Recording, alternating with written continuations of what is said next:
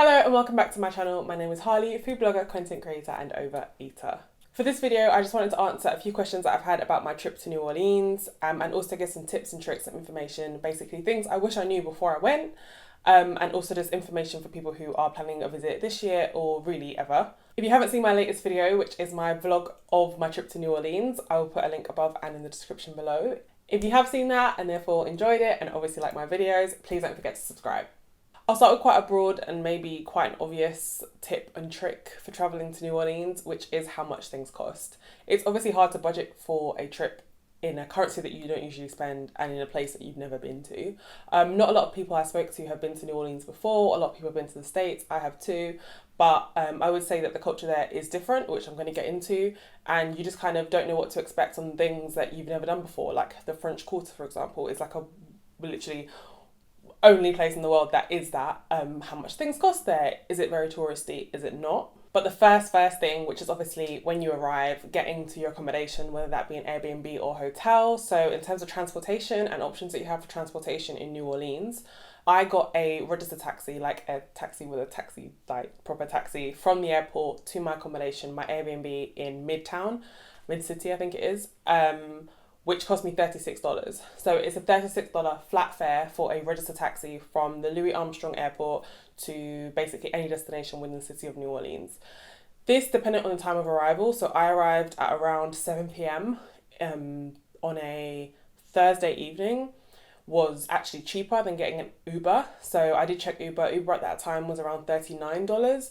But if you are an American or basically use the app of Lyft, also do check that out, because throughout my trip I didn't have that, but my friend who joined me, Elise, she did, and there were definitely times when Lyft was a lot cheaper than Uber.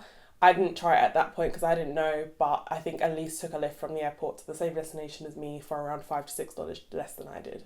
Another transportation option that New Orleans has, which won't unfortunately help you in terms of the airport, but is the streetcars. So they have these like tram type things, a little more like San Francisco and a little less like Croydon. Which are $1.25 exact change. Obviously you can have more if you're like traveling a group, you can pay it all at once, but they don't give change is the point. We did this once, it was fun, like it's definitely something that you want to do, to ride the cars. You can see in my blog the way they change the seats is just super clever. I literally never would have thought of that when they're changing directions. They run accurately as a timetable. I think the only thing is that they don't cover much of the city. It's not a city with a great metro or basically public transportation infrastructure. There are buses, we didn't take them, but again, look into that if that's something that you'd like to do.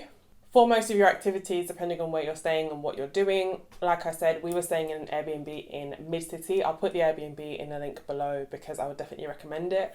And it cost us on average $8 to get from where we were staying to the French Quarter. This was on Uber.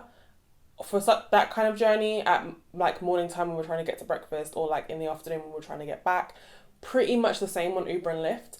But there was one instance, which was actually a Sunday night around midnight, where Uber was quoting for that same journey but from the French Quarter to our Airbnb $20 on the Uber and still only around $12 on Lyft.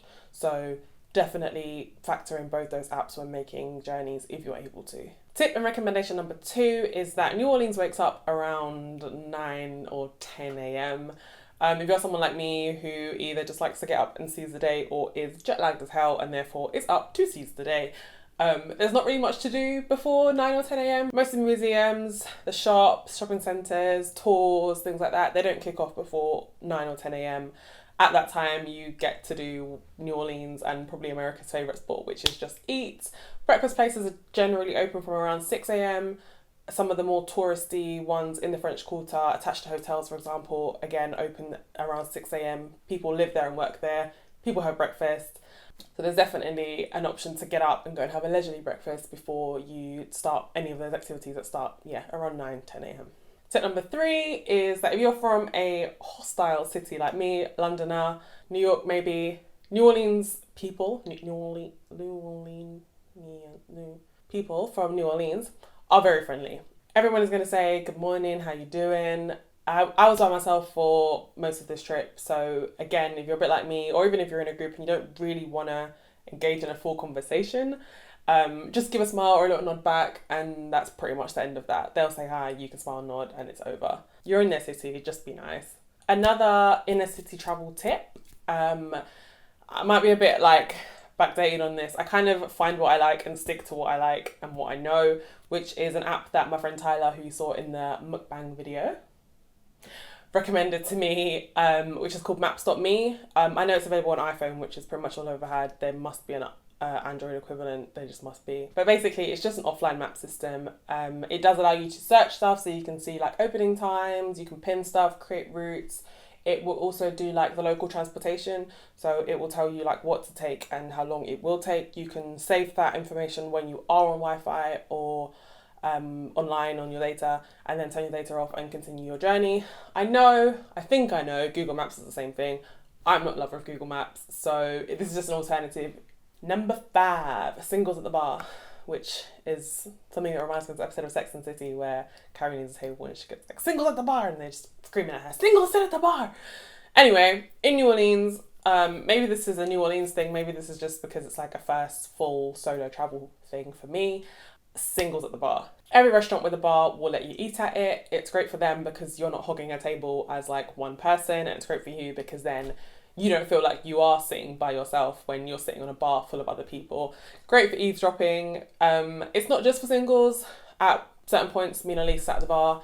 We sat at the bar and had breakfast in this place called Stanley. Super nice, super fun. And as well, the way that the US bars are designed and everything's just massive, is that sometimes the bar goes around the open kitchen.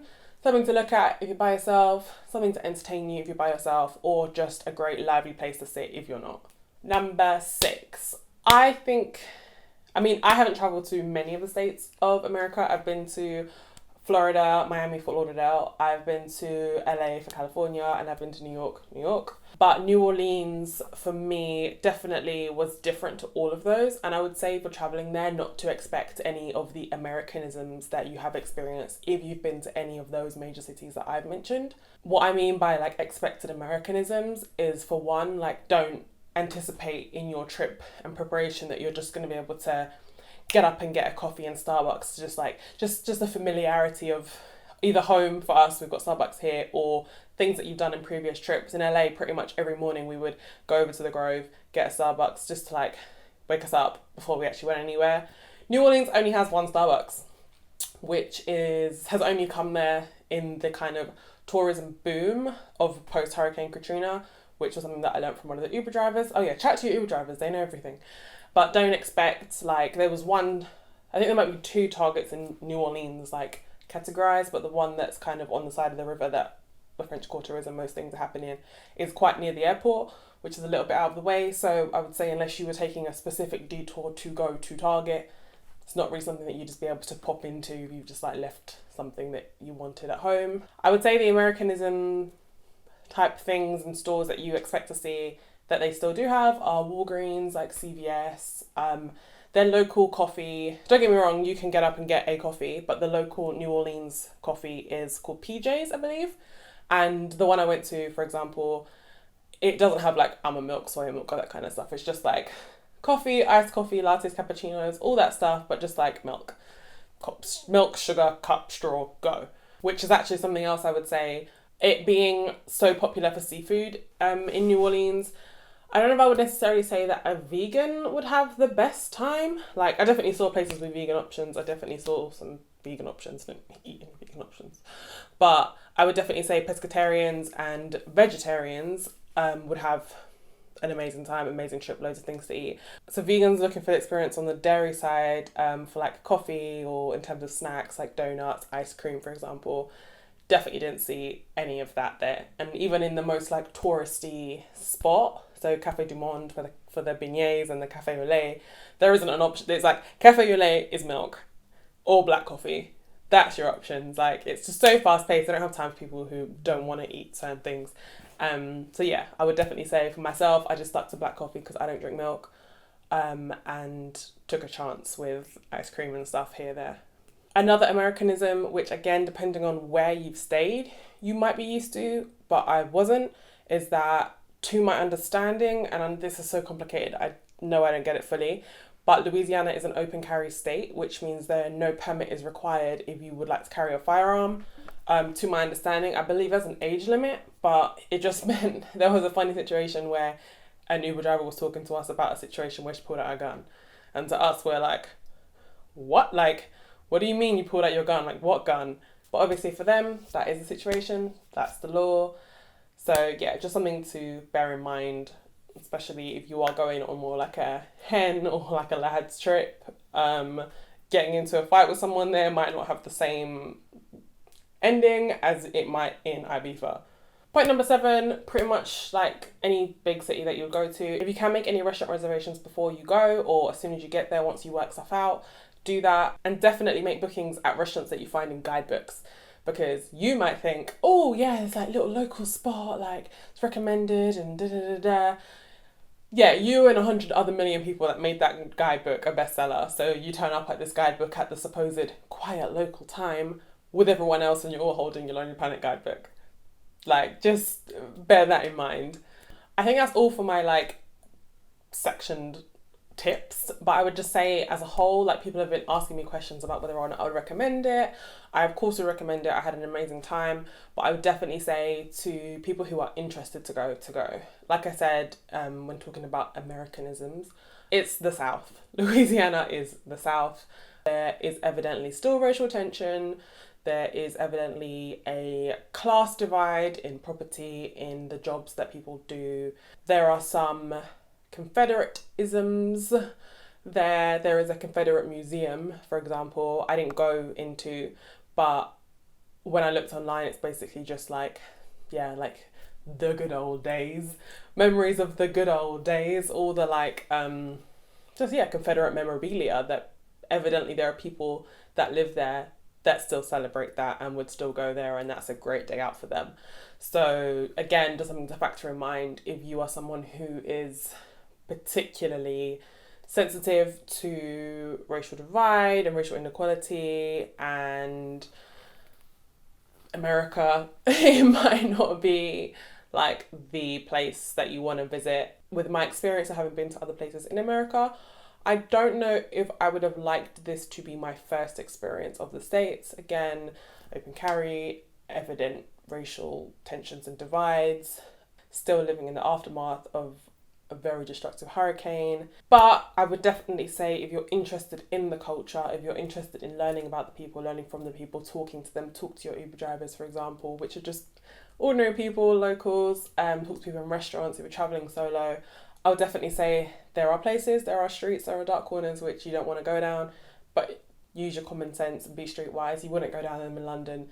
Don't go down them alone in another country, regardless of where that is.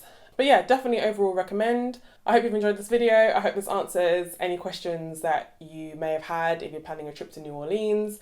If you have liked this video, please give it a thumbs up, subscribe, hit the bell thing. I don't know if it works. It's just what YouTube is saying it. See you in the next video. Bye!